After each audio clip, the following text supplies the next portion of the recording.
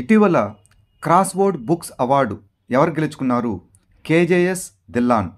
NASA మరియు ఇస్రో అభివృద్ధి చేసిన భూ పరిశీలన ఉపగ్రహం పేరేమిటి? నిసార్. వాతావరణ సూచన కోసం జెన్కాస్ట్ అనే ఆర్టిఫిషియల్ ఇంటెలిజెన్స్ మోడల్ను ఏ సంస్థ ప్రారంభించింది? గూగుల్. వార్తల్లో ఇటీవల కనిపించిన సుబారు టెలిస్కోపును ఏ దేశం నిర్వహిస్తోంది? జపాన్. యునెస్కో ఏ భారతీయ ఆలయాన్ని దాని పరిరక్షణ కోసం 2023 అవార్డుకు ఎంపిక చేసింది? అబత్సహాయేశ్వర ఆలయం.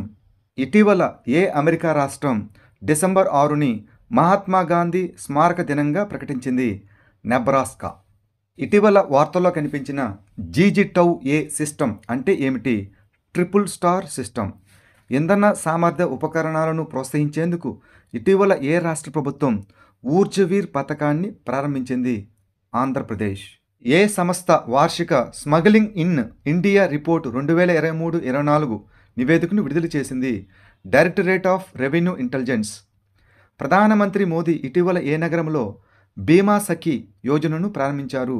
పానిపట్టు. పిండం మెదడు యొక్క 3D చిత్రాలను విడుదల చేసిన మొదటి పరిశోధన సంస్థ ఏది? ఐఐటి మద్రాస్. ప్రధానమంత్రి పోషణ్ శక్తి నిర్మాణ్ పథకం ఏ మంత్రిత్వ శాఖకు సంబంధించింది? విద్యా మంత్రిత్వ శాఖ. కోపర్నికస్ ప్రోగ్రామ్ అనేది ఏ అంతరిక్ష సంస్థ యొక్క initiative? European space agency. India internet governance forum 2024 యొక్క థీమ్ ఏమిటి? భారతదేశం కోసం ఇంటర్నెట్ గవర్నెన్స్ని ఆవిష్కరించడం.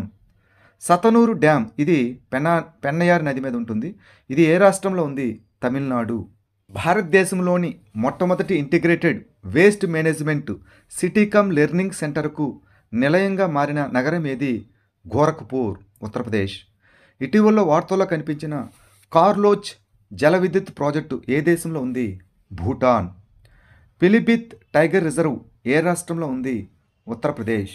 ఇటీవల వార్తల్లో కనిపించిన వొరోనెజ్ రాడార్ ఏ దేశ రక్షణ వ్యవస్థలో భాగం? రష్యా.